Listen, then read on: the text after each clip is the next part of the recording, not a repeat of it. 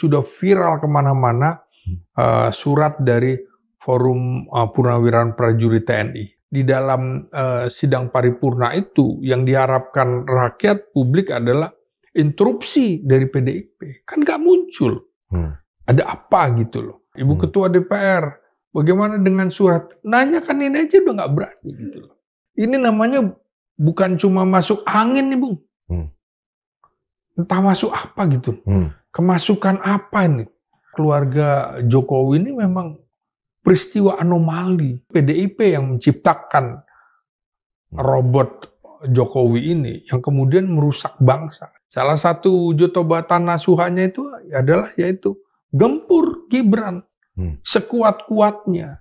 Kita tidak tahu sampai seberapa kuat Presiden Prabowo bisa menahan gempuran keinginan rakyat untuk membahas kasus Gibran ini di parlemen. Ini bisul ini tinggal menunggu pecahnya.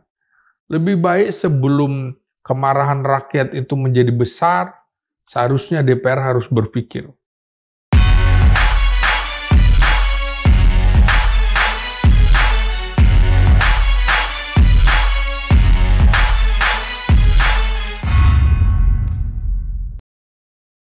Sobat Madilog, setelah reses ya, anggota DPR kita mengadakan sidang paripurna pada hari Selasa kemarin, dan salah satu yang ditunggu oleh publik adalah pembacaan surat dari Forum Purnawirawan Prajurit TNI terkait dengan permintaan agar Wakil Presiden Gibran Rakabuming Raka itu dimakzulkan atau diimpeach oleh tentu DPR, mengajukan surat lagi ke MPR, tapi harus diverifikasi dulu lewat Mahkamah Konstitusi. Tapi kenyataannya surat itu tidak dibacakan. Informasi yang beredar, baik atas pernyataan dari Ketua DPR, Puan Maharani, ataupun Wakil Ketua DPR, Bang Dasko, itu mengatakan bahwa surat belum disampaikan oleh Sekretariat Jenderal DPR ke pimpinan DPR. Cuma publik sudah tahu bahwa surat itu sudah lama masuk dan sudah menjadi bahan perbincangan bahkan di kalangan politisi DPR sendiri.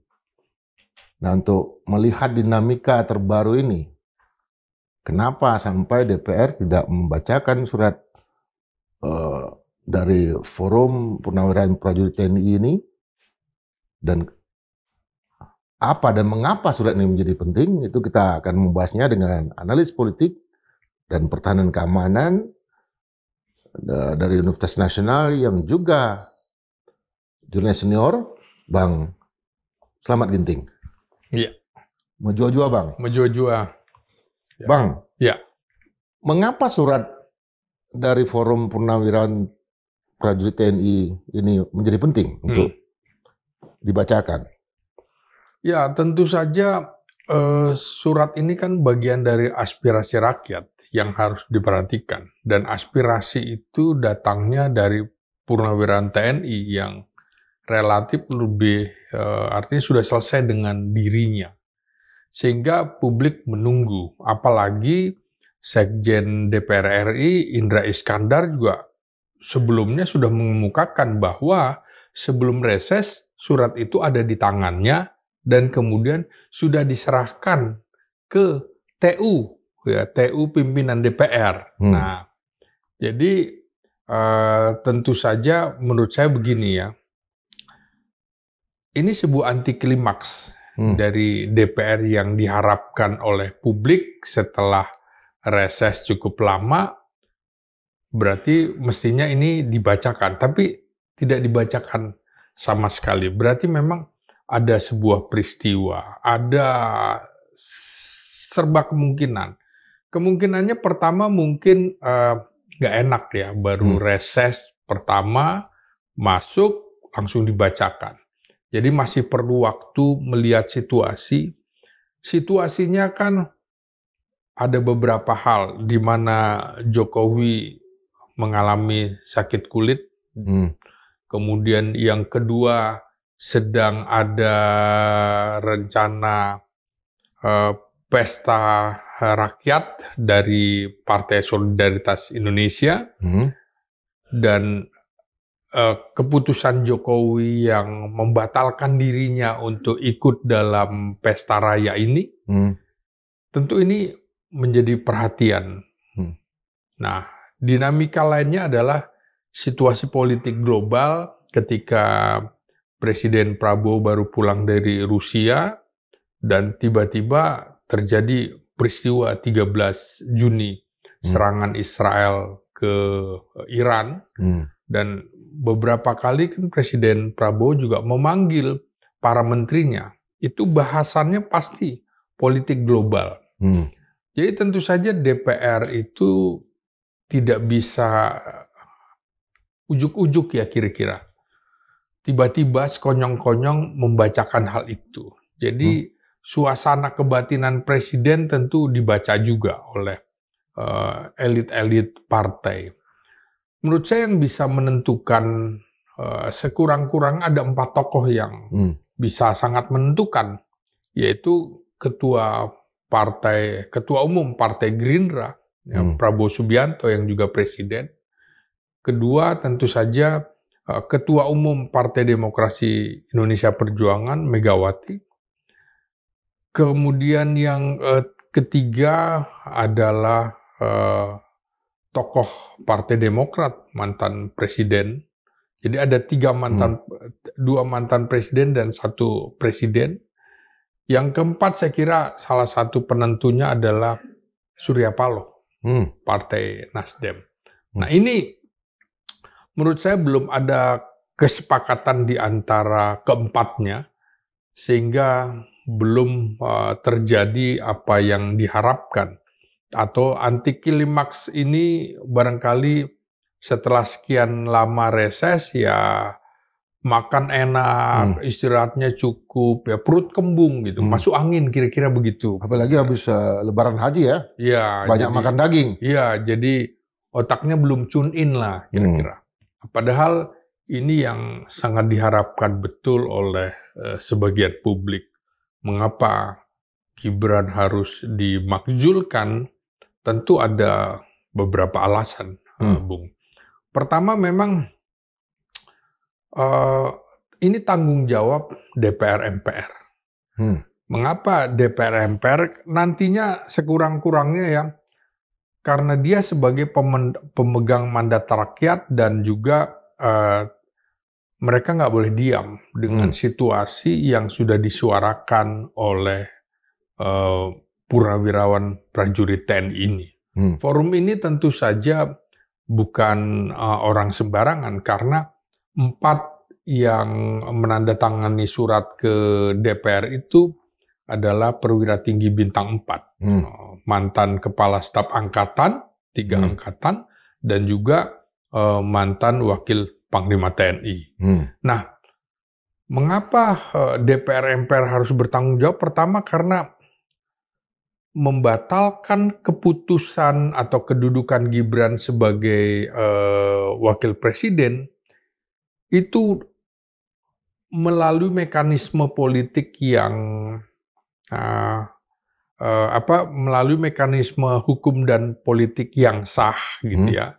Ini yang kemudian perlu juga dibahas oleh DPR. Kemudian ini penting karena untuk mengoreksi pelanggaran etika dan prinsip yang dilakukan untuk menyelamatkan konstitusi yang kehadiran Gibran itu adalah keputusan anomali politik. Yang ketiga tentu saja mengapa harus dibahas untuk menyelamatkan demokrasi kita. Untuk menyelamatkan demokrasi kita dari pembusukan total. Mengapa pembusukan total? Karena kita tidak ingin negara ini berubah menjadi panggung dinasti politik. Dalam hal ini dinasti politik Jokowi. Nah itulah yang diharapkan oleh publik kepada DPR MPR itu. Gitu. Kalau kita lihat kan sebetulnya ini juga yang banyak terjadi dalam 8 bulan ya. Pemerintahan Presiden Prabowo Subianto ini, adalah beban negara ini begitu besar, beban pemerintahan begitu besar, beban yang ditanggung, pekerjaan yang ditanggung oleh Presiden Prabowo Subianto itu juga berat, sangat berat. Tetapi kontribusi yang dimainkan oleh kantor wakil presiden itu sangat kecil, sedikit. Bahkan seolah-olah main-main dengan main bola misalnya, dengan pergi lagi melihat-lihat katakanlah proyek-proyek pembangunan, pergi ke sawah, pergi ke arah MRT yang lagi dibangun, inspeksi-inspeksi yang tidak terlalu penting, ketimbang memikirkan banyak sekali masalah yang ada di bangsa ini. Nah, artinya kan itu kan sebetulnya memberikan daya tekan bahwa pengajuan surat dari purnawirawan TNI, prajurit TNI ini menjadi penting gitu untuk dibahas. Iya, betul. Artinya apakah Pak Presiden Prabowo tidak melihat sinyal ini?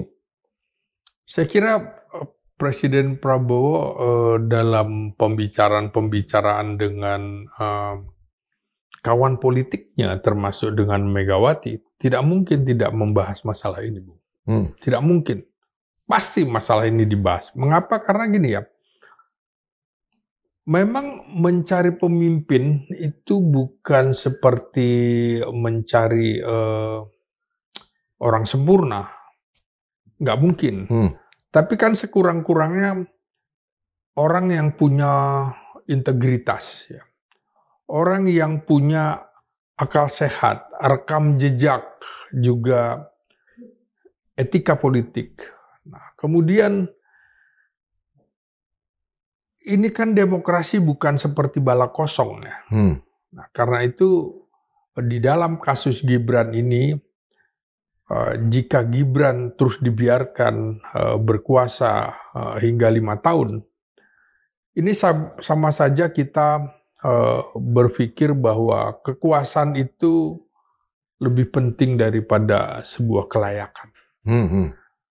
Kekuasaan itu dianggap jauh lebih penting daripada pemikiran. Kekuasaan itu dianggap hanya sebuah masa depan yang diperuntukkan bagi kelompok yang punya hubungan darah atau dinasti.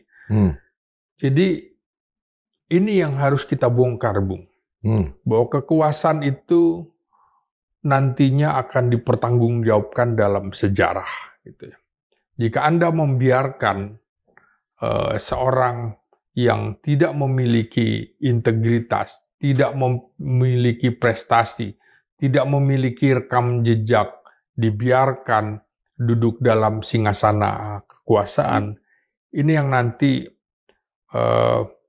Republik harus mempertanggungjawabkan itu ke depan pada anak cucu kita, bahwa mengapa ada seseorang yang menerabas etika politik, mengabaikan nilai-nilai demokrasi, bisa duduk di singgasana kekuasaan. Karena yang disebut kepresidenan kan adalah presiden dan wakil presiden.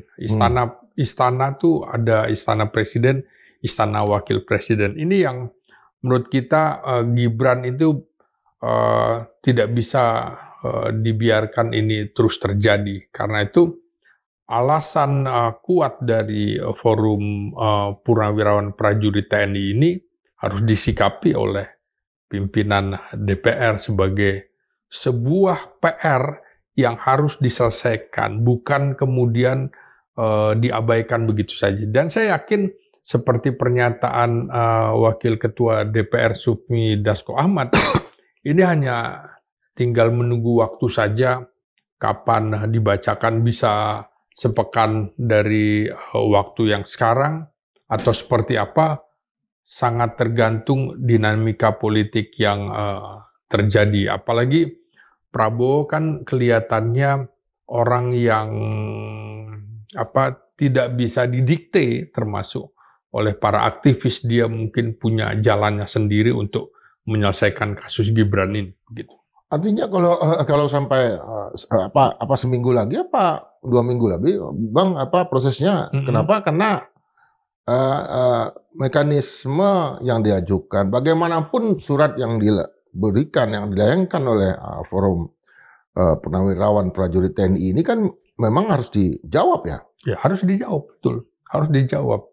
Ini kan sama dengan ketika tahun 1950 Forum Fosco yang memang juga terdiri dari perwira-perwira tinggi itu juga membahas masalah yang sama. Waktu itu yang dibahas adalah Presiden Soeharto. Jadi para purnawirawan ini merasa ada yang keliru dari Presiden Soeharto, karena itu harus diingatkan.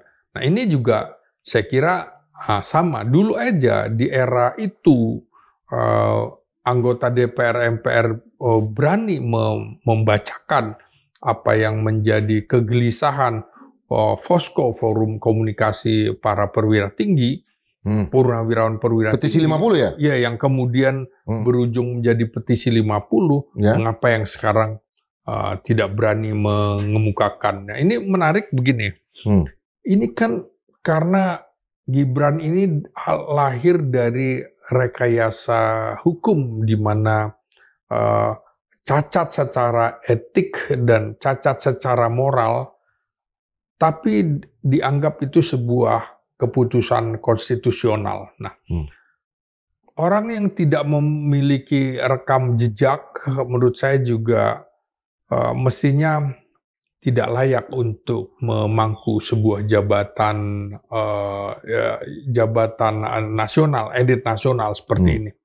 Belum lagi karakter politiknya yang sangat sembrono, kemudian juga destruktif bahkan ya, menyerang lawan yang berseberangan dengan ayahnya Jokowi waktu itu melalui ujaran kebencian dan penghinaan di hadapan publik. Dan yang menarik sampai sekarang kan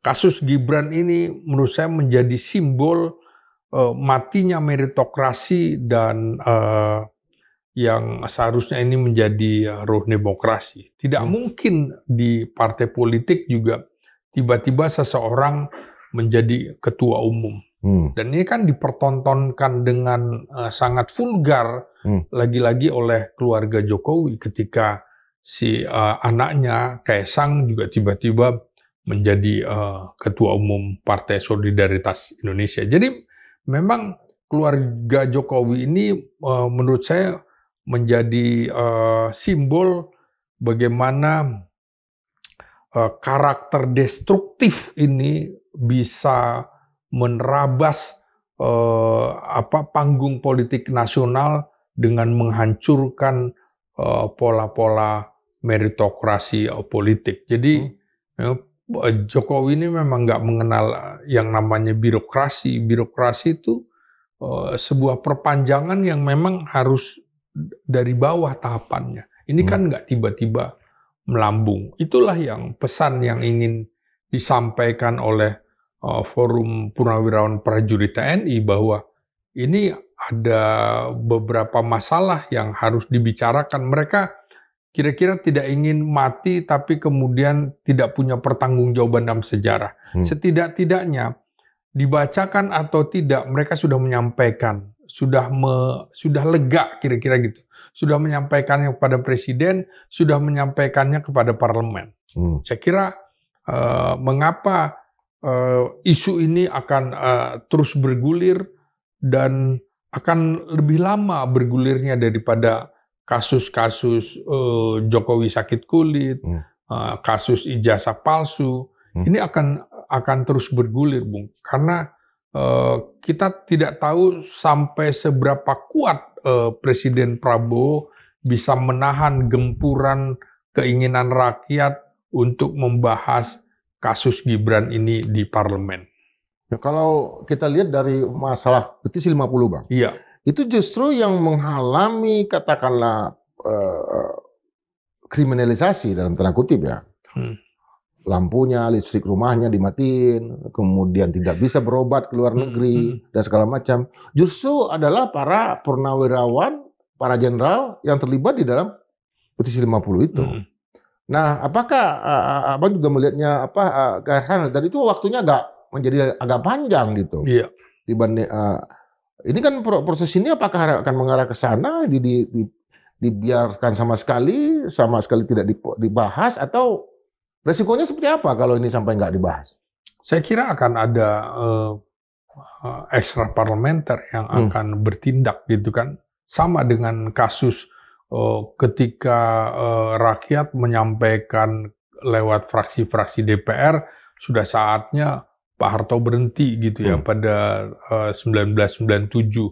Tapi kemudian partai-partai politik terutama Golkar dalam hal ini mengatakan bahwa 97% rakyat menghendaki Presiden Soeharto kembali berkuasa. Karena itu dalam kasus Gibran kita harus berani bicara terang-terangan bahwa Gibran itu sangat tidak pantas menjadi wakil presiden Indonesia, dan jika satu saat dalam keadaan tertentu misalnya presiden mangkat atau berhalangan tetap dalam kondisi kritis, maka seorang Gibran akan menggantikan Prabowo menjadi presiden. Ini akan menjadi malapetaka nasional bagi kita, Bung. Orang yang memang sangat tidak layak. Bagaimana seorang presiden itu pidatonya bisa mengubah nasib seorang. Tanda tangannya bisa mengubah nasib, bisa mengubah sebuah kebijakan. Bagaimana mungkin seorang yang tidak memenuhi persyaratan karena lahir dari rekayasa hukum dan cacat secara etis konstitusional bisa menduduki posisi seperti itu. Itu sebenarnya menurut saya apa yang dikemukakan oleh Forum Purnawirawan Prajurit TNI ini justru untuk membela kepentingan Prabowo Subianto, justru untuk membela kepentingan nasional, kepentingan bangsa dan negara. Tidak ingin situasi bangsa ini mengalami sebuah malapetaka nasional apabila ada situasi kritis mengharuskan Gibran menjadi pemimpin nasional begitu. Kalau kita lihat kan posisi Gibran ini sendiri kan tidak terlalu kuat, Bang. Dalam arti tidak memiliki afiliasi dengan salah satu partai politik. Dia adalah pemain perseorangan. Bebas transfer istilahnya. Setelah dipecat, dikeluarkan dari PDI Perjuangan. Kemudian tidak juga memiliki basis organisasi sosial kemasyarakatan. Sebut saja NU, Muhammadiyah juga tidak tercatat. Tidak punya ormas-ormas yang lain, ormas-ormas kepemudaan, TFKPPI misalnya, atau yang lain, Pemuda Pancasila dan lain-lain sebagainya itu. Nah, apa sebetulnya yang menyebabkan Gibran ini masih dianggap sosok yang kuat? Apakah legitimasi yang diberikan oleh pemilu atau apa? Bicara kekuasaan kan bicara moral juga, Bung. Ada orang yang tidak memiliki moral. Kalau nih seperti dulu, misalnya ya, kasus ijazah palsunya Jokowi mencuat sejak sebelum menjadi wali kota, orang pasti akan menghentikannya. Kemudian di dalam kasus Gibran ini, kalau memang dulu orang sudah tahu sebelumnya, sebelum mencalonkan ada kasus Fufu Fafa, akun Fufu Fafa yang diduga 99,9% menurut Roy Suryo adalah Gibran Rakabuming Raka, maka saya kira juga publik akan berteriak sekeras-kerasnya, karena pemimpin itu nggak bisa juga dilepaskan dari perkara moral. Di Amerika sekalipun, negara yang bebas, sangat liberal, sekarang untuk memilih pemimpin pun akan dibahas persoalan moralnya. Bagaimana misalnya Donald Trump sekarang, kemudian Presiden Kennedy juga dulu sempat dibahas masalah-masalah moralnya. Jadi memang apa yang harus dimiliki oleh seorang presiden dan juga seorang wakil presiden, itu moral juga harus mereka miliki. Seperti saya kemukakan di awal tadi, memang nggak ada orang yang sempurna, tapi paling tidak ada batasan. Kira-kira orang ini bisa masuk nggak kriteria? Ada pasang grade yang dipatok sebagai persyaratan minimal untuk menjadi pemimpin nasional. Nah, Bung Hatta contohnya kan, misalnya sebagai wakil presiden. Bung Hatta dan Tri Sutrisno adalah dua figur wakil presiden yang dianggap sampai sekarang figur yang bersahaja. Tidak hidup bermewah-mewahan, malah kemudian dia mencontohkan bagaimana hidup seorang pejabat itu bukan yang suka memamerkan kekayaan begitu. Belum lagi wakil presiden yang lain pasti punya karakter-karakter yang luar biasa yang bisa dijadikan contoh bagi bangsa ini. Nah, jadi kita tentu saja menolak ada ketidakadilan di dalam kasus Gibran ini.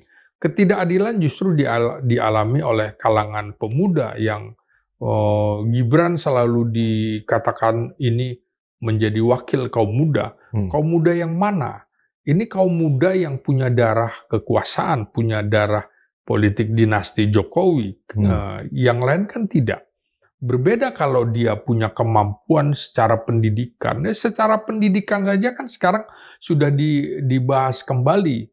Ternyata pada waktu persyaratannya itu dianggap setara dengan orang kelas 12 kan begitu. Kelas 12 kira-kira setara dengan lulusan SMA atau SMK. Nah, ini saja kemudian ijazahnya nggak ada.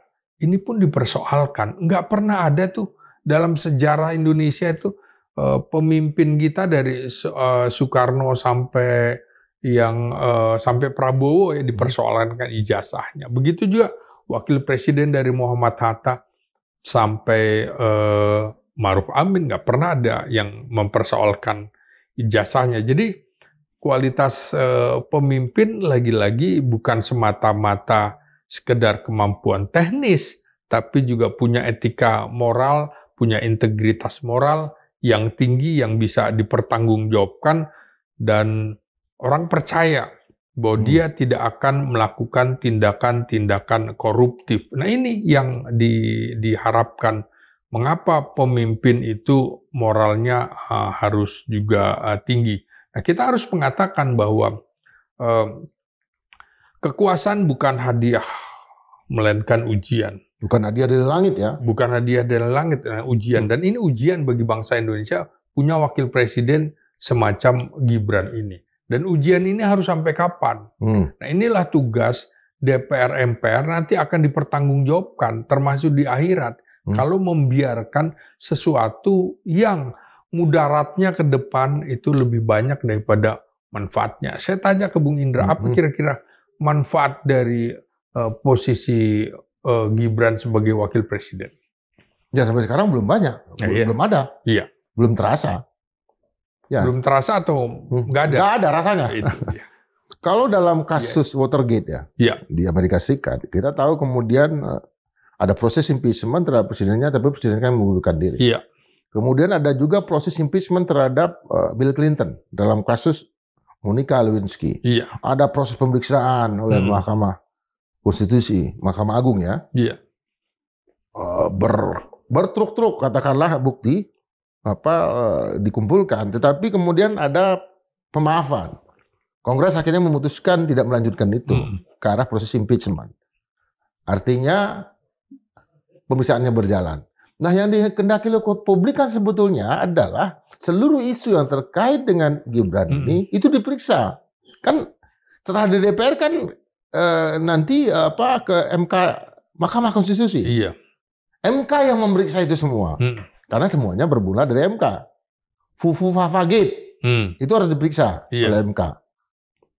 Artinya seluruh amanat konstitusi yang menyebabkan seorang wakil presiden diimpeach itu kan misalnya tidak tercela, korupsi dan segala macam itu. Nah itu kan harus diperiksa dulu sebelum kemudian ada putusan politik. Katakanlah MPR nggak mengambil putusan untuk mengimpeach, tapi kan proses pemeriksaannya harus jalan dulu. Itu Bang. Nah itu kan kalau kita berharap punya pemimpin dengan pikiran jernih kan, seperti kasus Watergate itu. Dengan pikiran jernih, maka dia berpikir, sudahlah, saya harus meletakkan jabatan. Loh, Gibran ini gimana pikirannya? punya nggak pikiran jernih seperti itu? Hmm. Berpikir untuk membaca keadaan bahwa ini ada sebuah kerapuhan di bangsa ini kalau dirinya tidak turun. Nggak punya pikiran jernih seperti itu. Untuk menyusun sebuah keputusan, untuk menyusun kalimatnya nggak bisa. Kecuali pada saat debat kemarin yang memang sudah di-endorse sedemikian rupa, nih nanti bacaannya ini dan segala macam. Tapi kalau pertanyaan wartawan doorstop ini nggak akan mampu menjawab. Oh, saya akan tidur dulu, saya akan mandi dulu. Jawabannya begitu-gitu. Mirip benar dengan bapaknya kan. Sudah tapi belum. Kira-kira gitu. Nggak ngerti, kok tanya saya, Jen, tanya saya. Begitu-gitu. Model ini harus diteruskan. Nah, kemudian apakah dia punya kepekaan? Tadi berpikir jernih nggak punya. Kepekaan terhadap penderitaan rakyat. Misalnya, bagaimana pertanggungjawaban Jokowi selama 10 tahun yang menjanjikan 10 juta lapangan pekerjaan baru. Sampai sekarang nggak terwujud. Gibran menjanjikan malah 19 juta. Lah makanya, ini udah ini ngibul kuadrat lagi kan gitu. Itu artinya nggak punya kepekaan terhadap rakyat. Bagaimana kemudian di eranya Jokowi justru ketika orang kesulitan mencari lapangan pekerjaan, anak dan menantunya dapat pekerjaan-pekerjaan politik. Berarti jutaan pekerjaan itu ternyata untuk anaknya. Dan ini yang repot adalah sekarang di era Jokowi itu, ini mestinya jangan diteruskan di era Prabowo. Bagaimana orang kesulitan kerja, tapi pemerintah memalak orang untuk mencari pendapatan negara dari situ gitu. Itu apakah Gibran peka terhadap kasus-kasus seperti itu?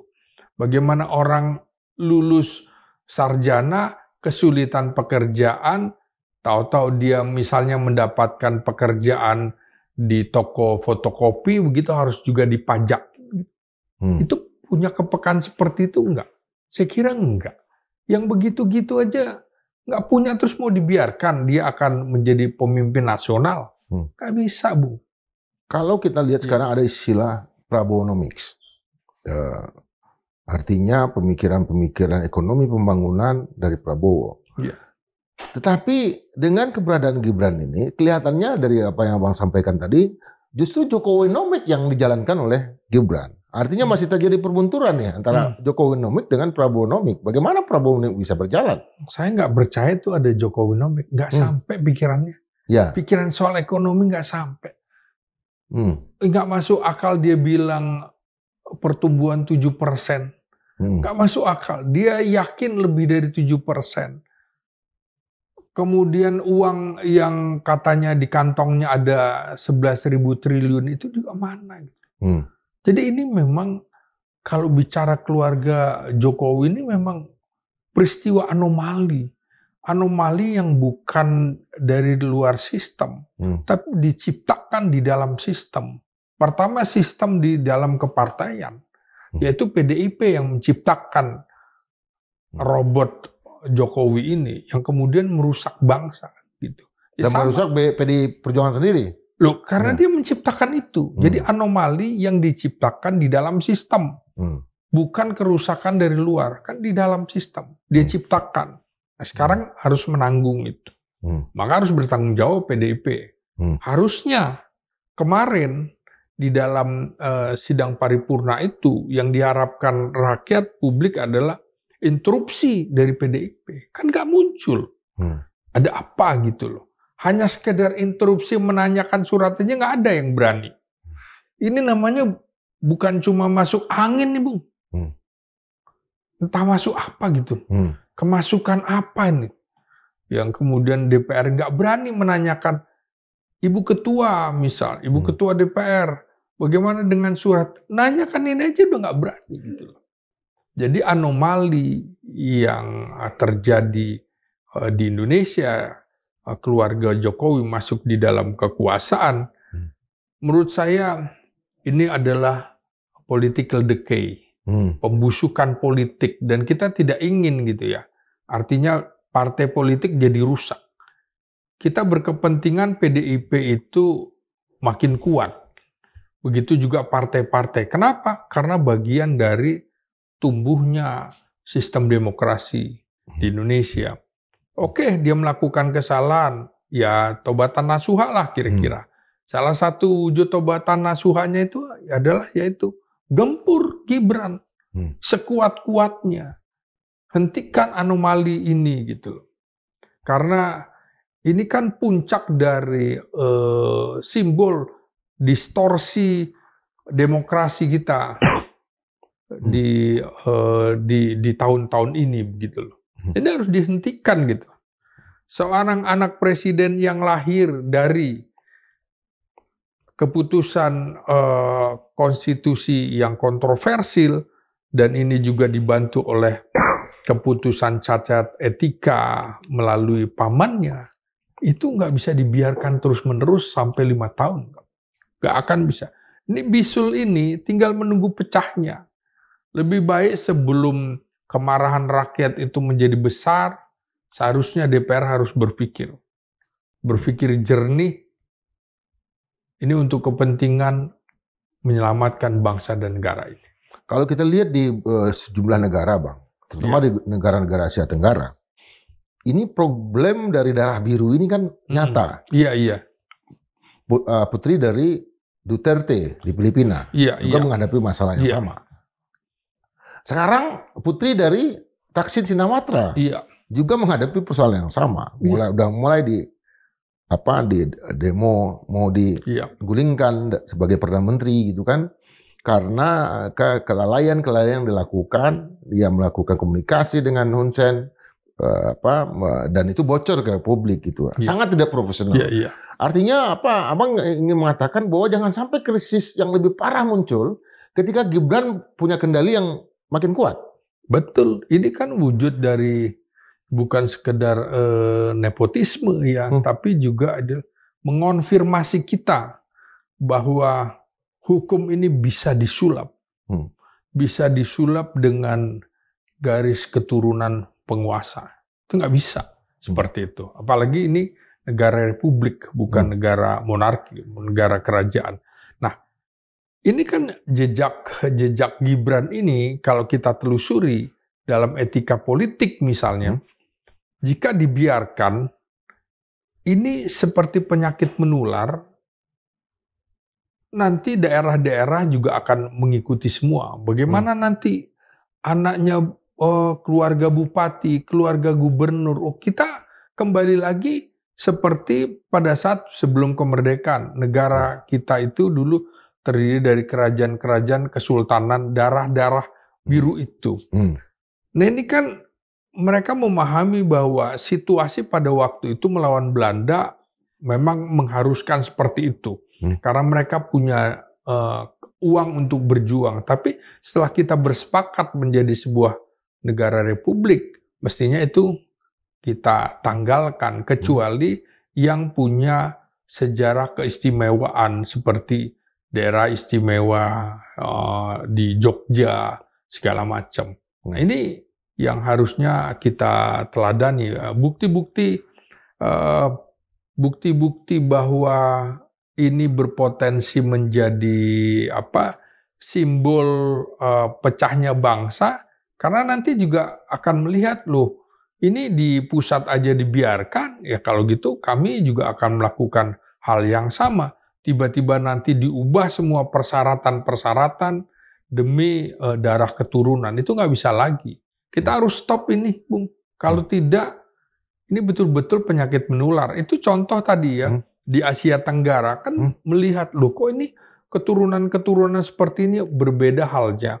Kalau keturunan itu melalui mekanisme, artinya memang dari bawah, bukan tiba-tiba melompati dan merusak meritokrasi di dalam partai, merusak meritokrasi di dalam sebuah pemilu raya di Indonesia begitu. Kalau kita dievaluasi lagi nih, apa yang dikerjakan oleh Wakil Presiden selama ini, Bang? Ya apa yang udah dilakukan? Bingung.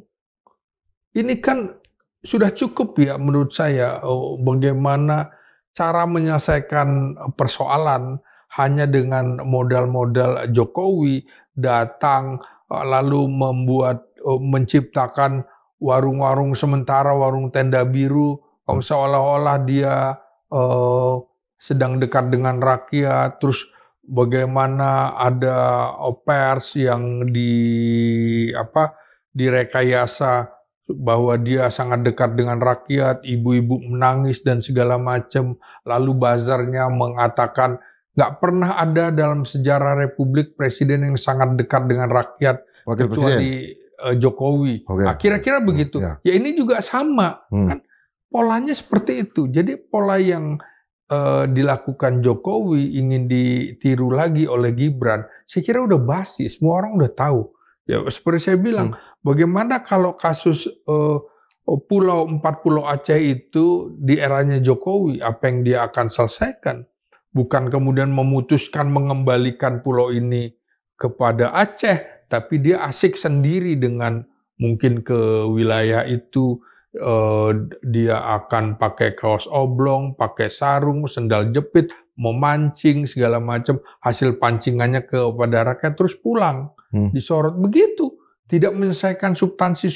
Jadi cukuplah kita gitu, tokoh-tokoh model pencitraan dari gorong-gorong ini kemudian muncul lagi di era-era seperti sekarang yang tokohnya adalah Gibran. Saya kira harus di-stop lah. Publik juga harus dicerdaskan kembali bahwa ini loh bagaimana 10 tahun era Jokowi, apa yang kau rasakan dengan pencitraan-pencitraan itu. Bagaimana pertanggungjawaban bansosnya juga sekarang, gimana pertanggungjawabannya? Pertanggungjawaban ijazahnya aja sampai sekarang belum bisa diselesaikan. Padahal sesuatu yang menurut saya gampang sekali menyelesaikan. Saya nggak percaya Bung Indra lulusan S2 UI misalnya, tinggal datang aja, nih ijazah gua selesai. Ya. Tidak perlu kemudian seperti drama Korea yang membuat publik juga capek, membuat publik juga menjadi korban kriminalisasi gitu. Ya, kalau dibandingkan dengan Gibran dibandingkan dengan Jokowi sekalipun, memang pertama Gibran ini anak wali kota, kemudian dia anak gubernur, kemudian anak presiden, selama 10 tahun. Artinya di sekelilingnya selalu ada pas pampres. Tentu berbeda betul dengan sang ayah yang lebih basah ya. Nah, ketika menjalankan roda kekuasaan juga kelihatan itu nggak mau masuk ke wilayah-wilayah yang kotor, ke dalam lumpur yang benar-benar lumpur, ke gorong-gorong yang benar-benar gorong-gorong. Lebih berjarak gitu, dan memainkan wacana-wacana artificial intelligence dan segala macam. Lebih banyak menggunakan akun-akun media sosialnya untuk berkomunikasi, tetapi jawaban-jawaban terhadap masalah-masalah konkret tidak selesai. Dan ini kan sebetulnya memberikan beban yang makin serius terhadap Pak Prabowo. Persis. Artinya tidak konkret. Yang dijalankan, Bang. Nah, apakah ini juga tidak ditangkap oleh DPR? Nah, hari ini kita betul-betul menghadapi kenyataan yang tidak mudah bisa dipahami oleh rakyat biasa. Mengapa kemarin sama sekali tidak ada suara kritis dari anggota DPR membahas ini. Padahal itu kan sudah booming, sudah viral kemana-mana surat dari Forum Purnawirawan Prajurit TNI. Dan ini yang kita hadapi sekarang. Memang betul-betul DPR masuk angin, DPR anti klimaks. Jangan kemudian tenang-tenang saja.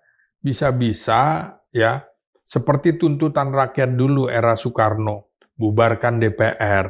Akhirnya kan betul-betul DPR hasil pemilu 55 dibubarkan. Menjadi apa? Menjadi DPR GR itu kan dibubarkan. Itu karena tuntutan-tuntutan rakyat yang nggak percaya juga kepada parlemen, yang nggak bisa menyelesaikan masalah. Apa iya kita akan mendorong rakyat kemudian meminta DPR dibubarkan karena harapan rakyat tidak bisa, aspirasinya tidak bisa diwujudkan begitu. Kita udah punya contoh-contoh bagaimana juga hasil pemilu 97 yang hanya 2 tahun diselesaikan, ada pemilu ulang kan seperti itu.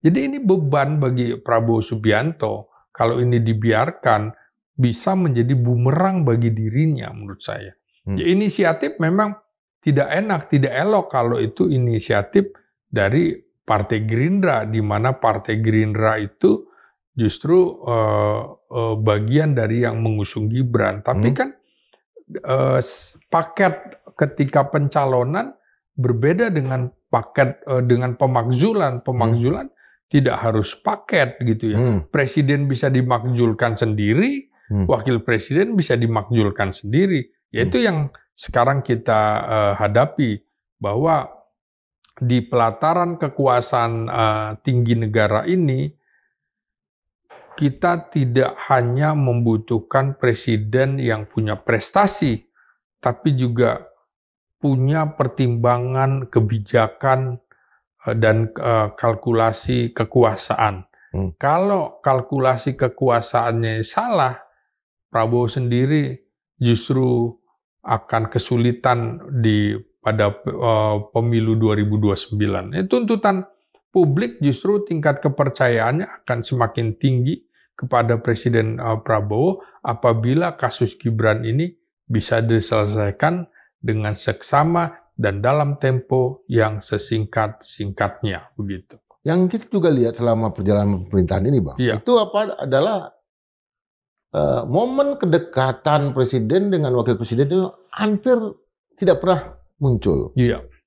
Cuma di acara-acara formal, dan itu pun sangat terbatas. Tidak di semua acara. Dalam memimpin rapat misalnya, atau menyelesaikan satu persoalan yang sangat penting, mereka berdua hadir itu. Itu kan sudah kelihatan dengan sangat telanjang bahwa presiden dengan wapresnya tidak dekat. Iya.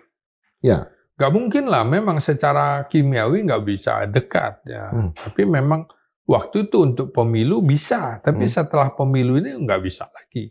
Ya contoh ya, dalam beberapa rapat kabinet kan wakil presiden tidak dihadirkan. Misalnya dalam memanggil menteri-menteri kemarin-kemarin aja, sepulang dari Rusia misalnya, berapa kali memanggil menteri, nggak perlu.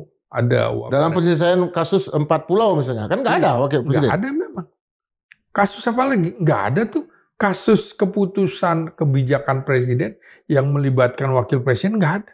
Padahal ketika presiden ada di luar negeri, itu di-acting presiden sementaranya kan Gibran. Oh, tapi kan presiden bilang kepada menterinya, kalau ada apa-apa langsung hubungi saya kan begitu. Artinya, lo nggak bisa berharap apa-apa dari wapres bau kencur ini, begitu. Dan presiden kan banyak sekali agenda keluar negerinya, Bang. Artinya kan secara norma hukum positifnya adalah bahwa yang menjadi pejabat presiden, PLT presiden, itu adalah wakil presiden. Iya. Tapi kan kelihatan benar bahwa ketika beberapa hari presiden keluar negeri, bahkan wakil presiden sama sekali tidak memiliki tidak kelihatan di publik mengendalikan menteri-menterinya. Yang terjadi adalah para menteri berangkat ke Solo. Ya, karena memang wakil presiden ini kan sebenarnya sama-sama pembantu presiden, seperti menteri. Tapi posisinya adalah dia otomatis menjadi presiden apabila presiden mangkat berhalangan tetap. Nah, kita lihat dalam beberapa kasus, tamu-tamu negara yang pulang dari Indonesia, siapa yang nemani coba? Yang nemani adalah menteri-menterinya, bukan wakil presiden. Siapa yang diutus oleh presiden untuk menghadiri KTT di luar negeri? Nggak ada wakil presiden. Anda bisa membayangkan, kalau wapres ini dikirim, ini akan mempermalukan bangsa. Ngomong nggak bisa, apa yang mau disampaikan nggak tahu, udah cukup. Saya kira, udah cukup sandiwara model Presiden Jokowi yang menghadiri pertemuan-pertemuan di negara-negara itu. Yang kemudian nggak bisa apa-apa. nggak ada kebanggaan gitu loh. Bahkan ke Vatikan sekalipun ya, yang dikirim malah Jokowi bukan wakil presiden. Ya itu. Waktu Sri Paus misalnya. Misalnya. Iya, itu saya kira kebetulan waktu Sri Paus datang kan kebetulan Jokowi menjadi presiden. Itu aja. Ya memang idealnya wakil presiden kalau presiden nggak bisa datang. Ini kan tamu pemakaman agung. Pemakaman agung gitu ya, pemimpin gereja Katolik sedunia. Ya tapi Jokowi yang diutus ya karena ini nggak tahu mungkin jangankan etika kenegaraan, etika publik aja dia nggak tahu gitu. Bagaimana cara mengkritik orang, kemudian cara menyampaikan apa. Kita kan nggak pernah mengkritik bicara tentang pribadinya, tapi Jokowi sebagai presiden, Gibran sebagai wakil presiden, sah kita mengkritik ya. Kita bicara tentang Gibran dari awalnya kan bicara tentang Gibran sebagai pejabat, sebagai wakil presiden. Makanya yang disampaikan oleh Forum Purnawirawan Prajurit TNI juga mengulas gitu, memohon pendapat tentang posisi wakil presiden. Karena ini yang ada di kepala kita semua akan menjadi malapetaka nasional. Bukan cuma kalau dulu 74 malapetaka 15 Januari di Jakarta, ini malapetaka nasional. Bahwa kita pernah punya pemimpin seperti ini. Saya kira itu pesannya. Makanya dalam beberapa kali pun sudah tidak ada lagi namanya surat untuk Mas Wapres, pengaduan Mas Wapres kan udah nggak ada lagi. Kemudian juga kotak pos ya. Kotak pos, nggak ada lagi kemudian bansos dan segala macam. Karena memang harus dicurigai. Kan model-model Jokowi memberikan bansos atas nama pribadi di depan istana, kan sebuah ketidaklayakan. Karena bansos itu dari APBN, bukan dari seseorang. Kemarin juga kan gitu, bansos dari Wapres. Kok dari Wapres gitu?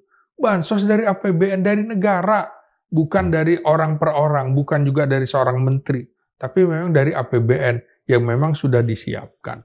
Saya kira begitu, Bu.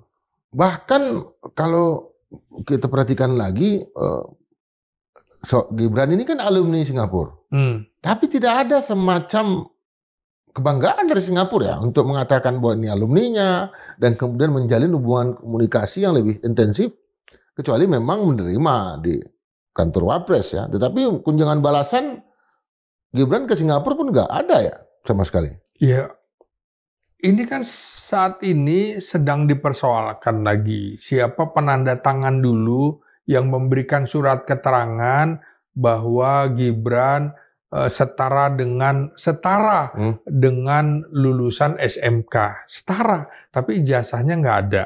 Itu kan artinya juga jangan-jangan ini cuma lulusan SMP, kan sama juga begitu. Ini yang sekarang sedang dikejar lagi oleh publik. Siapa pejabat Kementerian Pendidikan dan Kebudayaan yang memberikan surat keterangan seperti itu gitu.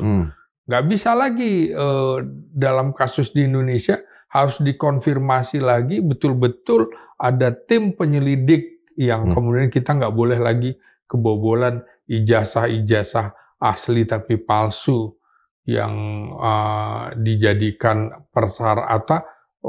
persyaratan untuk maju dalam kancah pilkada atau pilpres begitu. Nah kalau itu bisa masuk dalam ranah penyidikan MK nanti Bang? Oh, kalau proses impeachment terjadi? Kalau kemudian bisa dibuktikan bahwa ijazahnya tidak setara dengan SMA, bahwa dia cuma SMP, kan tidak memenuhi syarat untuk maju dalam pilpres.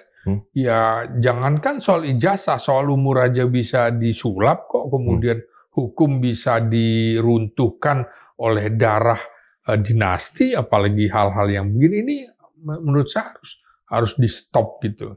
Dan perlu juga dipikirkan kembali tentang menggugat kembali ijazah Gibran, bisa, dan hak warga negara untuk mempertanyakan ini kepada Kementerian Pendidikan dan Kebudayaan gitu loh. Apakah petisi dengan katakanlah tidak dibacakannya surat dari Forum Purnawiran Prajurit TNI ini, itu DPR sedang memancing kelompok-kelompok lain untuk mengeluarkan petisi-petisi yang lebih banyak ke DPR? Bisa jadi menurut saya DPR sedang sedang gamang, sedang berpikir sebaiknya harus dilakukan dengan cara apa yang barangkali lebih efektif, yang kita tidak, saya tidak mau a priori terlebih dahulu ya kepada DPR, tapi jangan-jangan dia punya mekanisme lain yang lebih cepat, yang lebih seksama dalam tempo sesingkat-singkatnya itu, daripada kemudian proses berlarut-larut melalui pengajuan angket, 25 orang, minimal 2 fraksi, kemudian mengundang rapat 2/3 anggota DPR, dan 2/3 itu mendukung, baru diajukan ke Mahkamah Konstitusi. Mahkamah Konstitusi memiliki diberikan waktu sekitar 3 kali 30 hari gitu kan. Ya kan cukup panjang. Nah, barangkali ada mekanisme lain seperti pada saat Pak Harto turun, kan tidak memerlukan dia di sidang istimewa. Kemudian juga Gus Dur juga gitu, tidak perlu harus dibacakan, tapi mundur dengan sendirinya gitu.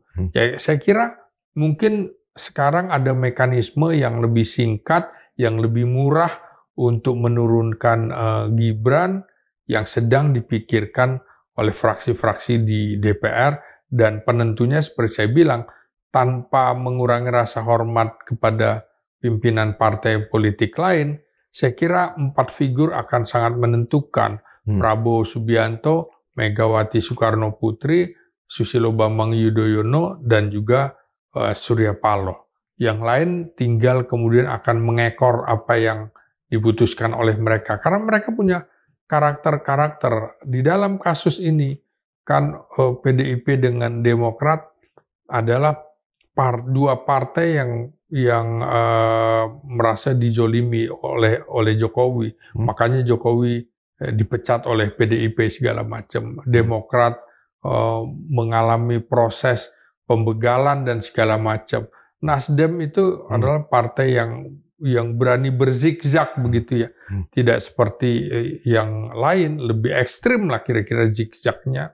Dan tentu saja Nasdem karena dia di dalam pemerintahan Jokowi, tapi kemudian mengajukan calon yang lain, itu kan begitu. Dan tentu saja Prabowo Subianto dengan Partai Gerindra. Ya, saya kira tanpa mengurangi rasa hormat, ya Golkar kan kemana arah angin akan bertiup, dia pasti akan sangat cepat berpindah haluan begitu. Seberapa kuat Gibran ini untuk bertahan, Bang? Nggak ada kuat-kuatnya lagi. Pertama, dia bukan orang partai politik, tidak punya keluarga ini, tidak punya partai politik lagi. Dan Jokowi tidak laku lagi untuk masuk di partai-partai lain. Praktis semuanya sebenarnya menolak begitu ya. Dan rencana dia, makanya saya bilang membaca Jokowi harus dengan logika terbalik. Misalnya dia akan menciptakan partai yang super terbuka. Ya, kita harus artikan dia akan membuat partai yang super tertutup, yaitu anak-anaknya dan keluarganya. Coba bayangin kalau dia dengan Gibran, dengan Kaesang bersaing di situ, kan juga posisinya seperti apa gitu loh. Ini kok kompetisi, apalagi rencananya diselenggarakan kongres itu di Solo. Ini kan betul-betul partai yang betul-betul jago kandang kan, mainnya di Solo gitu, nggak berani main di tempat lain. Ya partai ini bukan super terbuka tapi super tertutup. PSI maksudnya, Bang? Iyalah. Artinya kan kekuatan Gibran hanya sekadar itu aja, tidak ada lagi kelompok lain yang misalnya kekuatan oligarki. Nggak ada. Kekuatan oligarki, saya kira ini kan pengusaha itu selalu cari keuntungan. Dia melihat bahwa dia akan selalu dekat dengan kekuasaan. Jokowi bukan bagian dari penguasa lagi. Ya, dia akan secepat kilat juga seperti membalik telapak tangan akan pindah. Menurut saya nggak ada lagi penopangnya. Ya paling ya relawan-relawannya itu yang menurut saya seharusnya sudah harus berpikir realistis begitu. Tapi kalau langit memberikan kesempatan dan Gibran jadi presiden, abang mau apa? Saya kira kita akan kembali turun ke jalan, Bung. Memaksa itu ya? Oh iya, daripada terjadi malapetaka nasional, kita akan mempertaruhkan juga untuk kejayaan Republik. Tidak bisa politik dinasti Jokowi akan terus berjaya. Karena negara ini akan runtuh pada tahun 2030 seperti yang dikemukakan oleh Prabowo 2014. Salah satu persyaratannya adalah, parameternya adalah keluarga Jokowi di puncak kekuasaan. Kalau Indonesia tidak ingin runtuh di tahun 2030, hentikan politik dinasti keluarga Jokowi. Gitu, Bu. Makasih, Bang. Ya. Ada kekosongan di dalam fungsi yang dijalankan oleh kantor wakil presiden. Sekalipun ada orangnya, yaitu Gibran Rakabuming Raka. Jadi ini yang menjadi titik tolak dari banyaknya pendapat yang menginginkan wakil presiden untuk di-impeach atau mengundurkan diri. Dari dua pilihan itu kita akan tunggu mana yang akan terjadi. Terima kasih dan tetap berpikir merdeka 100%. Sampai jumpa.